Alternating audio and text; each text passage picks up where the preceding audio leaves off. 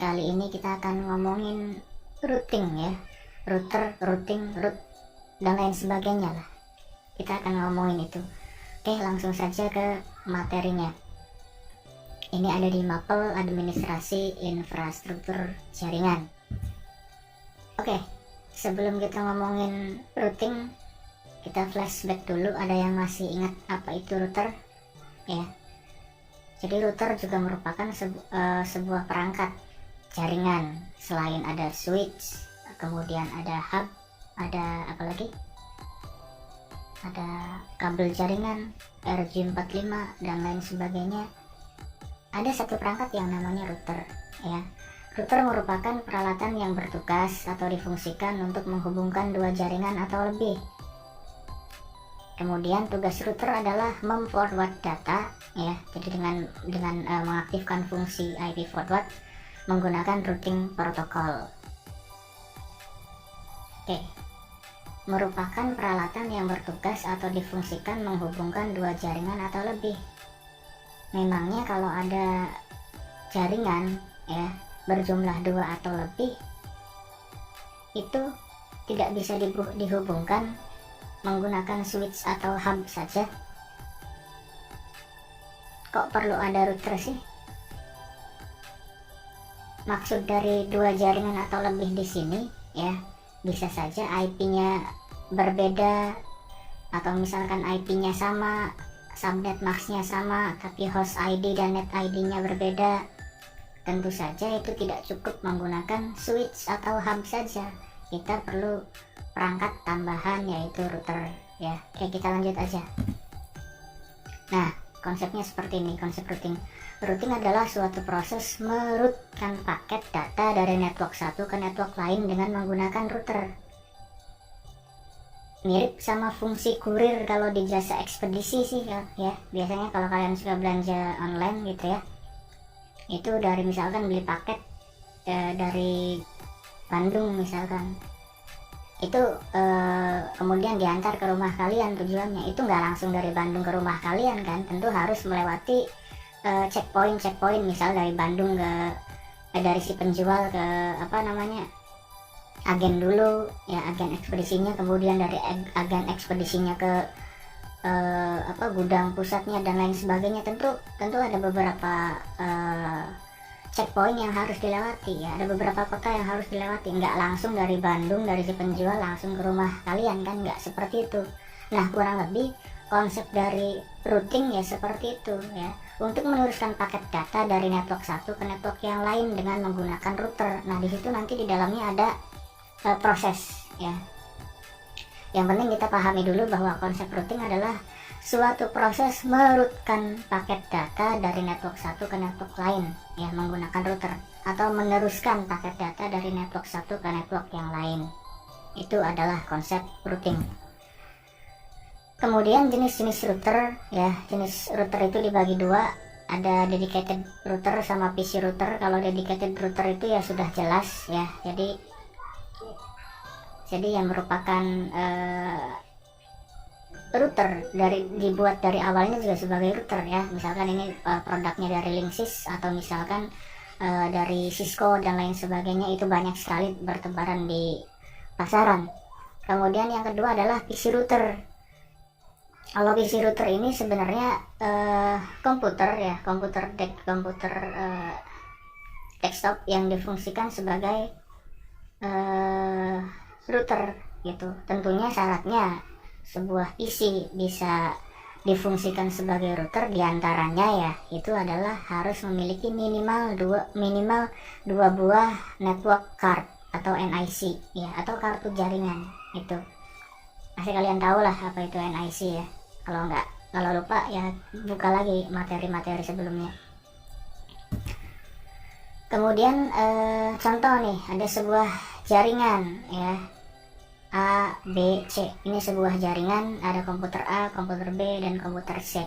Semuanya dihubungkan menggunakan hub, menggunakan IP address kelas. Betul sekali, ini adalah kelas B ya. Coba kalian perhatikan, apakah semua jaringan di sini apakah semua komputer di sini bisa saling terhubung? A ke B, B ke C, A ke C, B ke A, dan seterusnya. Nah, coba diperhatikan.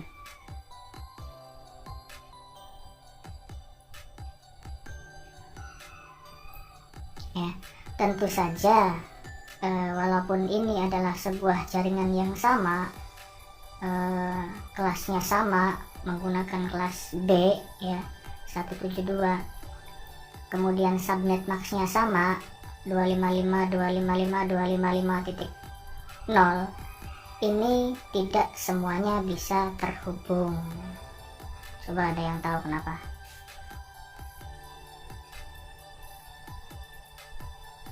Antara komputer A dan komputer B ini memang bisa terhubung dengan baik ya, mereka bisa saling berkomunikasi dan ngobrol. Karena apa? Karena kalian perhatikan ya, sama-sama kelas B, kemudian net ID-nya, host ID dan net ID-nya juga masih sama. 88 di yang B ini 88 titik yang B ini 88.9, kemudian yang A ini 88.10. Sedangkan kalau C ya, ini berbeda, network ID-nya adalah 90.2. Ini walaupun sama-sama kelas B dan subnet max-nya sama, ini nggak bisa ngobrol, nggak bisa terhubung komputer C ini dengan komputer A ataupun komputer B. Tidak cukup dengan perangkat menggunakan hub atau switch saja, gitu ya. Penjelasan lebih jelasnya mungkin di sini. Nah, dari ketiga host pada gambar tadi, host A dan B bisa langsung berkomunikasi, sedangkan C tidak dapat melakukan komunikasi baik dengan A ataupun B, walaupun ketiganya memiliki subnet max yang sama. Kenapa? Ya tadi sudah dijelaskan, karena C memiliki net ID yang berbeda dengan A dan B. Kemudian tadi ya, alasannya adalah network ID-nya berbeda. Nah, gimana sih caranya agar komputer C tadi dapat berkomunikasi dengan dua host yang lain ya, yaitu A dan B? Maka kita perlu menggunakan router ya. Kita perlu menggunakan router yang telah dilengkapi dengan protokol routing atau routing protokol. Kita balik lagi. Nah, ini gambarnya. Komputer A dan B sudah bisa terhubung dengan baik. Nah, komputer C ini tidak bisa, karena tadi sudah jelas ya, karena dia memiliki net ID yang berbeda 90.2, sedangkan yang lainnya 88.9 dan 88.10. Nah, agar C bisa ngobrol dengan A dan B, ataupun dibalik, agar A dan B bisa saling ngobrol dengan C juga, maka kita perlu perangkat tambahan yang namanya router. Nanti di sini kita tambahkan router ya, tambahkan router yang sudah dilengkapi dengan routing protokol, baru ketiganya bisa saling ngobrol satu sama lain, seperti itu ya. Nah, ini contohnya. Dengan adanya router nggak hanya net ID-nya yang berbeda ya, bahkan IP address-nya berbeda pun, entah itu di jaringan sebelah sini misalkan menggunakan IP kelas B 172, di sini menggunakan IP kelas C 199, dan di sini menggunakan 131, walaupun berbeda semuanya kelas A dan B, C. Ini bukan komputer ya, maksudnya kelas IP address. IP address kan ada kelas A, B, dan C. Itu walaupun semuanya berbeda, dengan adanya router yang kita semuanya bisa saling ngobrol. Ya, tentunya sudah dilengkapi dengan protokol routing atau routing protokol, dan harus ada yang dikonfigurasi seperti itu. Nah, ya gambarannya kurang lebih seperti ini ya. Network A, A5, A4, A3, A2, A1 semuanya terhubung dengan router, semuanya terhubung ke router menggunakan satu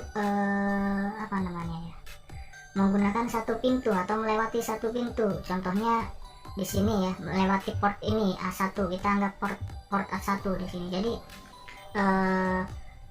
network A itu memiliki, misalkan network A di sini jaringan A memiliki 4 buah komputer, yaitu A2, A3, A4, A5.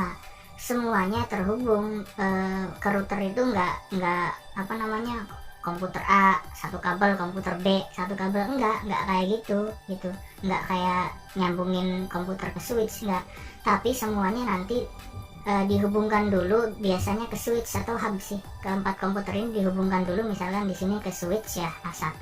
Nah nanti switch tersebut baru dihubungkan ke routernya, jadi satu pintu gitu, melewati satu port nanti masuknya ke sini. Kemudian nanti nyampe ke router ya tinggal larinya dari router ini mau ke jaringan yang mana. Di sini ada misalkan ada network B, network C dan seterusnya seperti itu. Ini kalau skala kecil, kalau skala besar ya tentu lebih kompleks lagi bentuknya. Nah ini ya skala kompleksnya seperti ini. Ini router, di sini ada jaringan A, network B, network C, network D. Anggap keempat network ini, keempat jaringan ini memiliki kelas IP yang berbeda, net ID yang berbeda, host ID yang berbeda, netmask yang berbeda, semuanya berbeda lah antar jaringan network, antar jaringan tersebut ya. Ini semuanya bisa saling terhubung dengan adanya perangkat router, tapi ya itu tadi ya, masing-masing jaringan biasanya masuknya itu hanya melewati satu pintu. Anggap di sini ada switch atau hub di masing-masing jaringan seperti itu, kurang lebih seperti itu. Dan prinsip kerjanya sih dari router atau routing ya. Routing itu prosesnya sebenarnya. Prinsip kerja dari router yaitu ya ini seperti tadi dijelaskan di awal. Ini ada komputer saya misalkan ya. Ini adalah komputer tujuan yang mau dihubungi.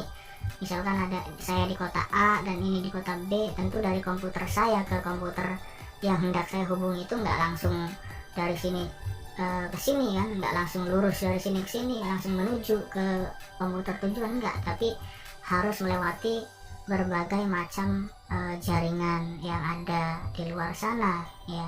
Nah harus lewat mana dan melalui jalur yang mana itu nanti ya tugasnya router ya.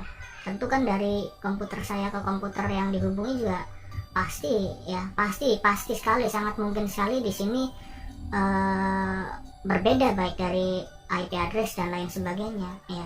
Itu nanti dengan adanya router ya udah, itu yang ngebantu kita, itu nanti router yang bekerja harus lewat mana ya. Padahal kan misalkan dari komputer saya ke komputer ini tujuan ya, nggak lewat sini pun bisa, lewat muter ke sini pun bisa, cuma kenapa harus lewat ke sini, ke network 1, 2, 3 dan seterusnya ya. Itu nanti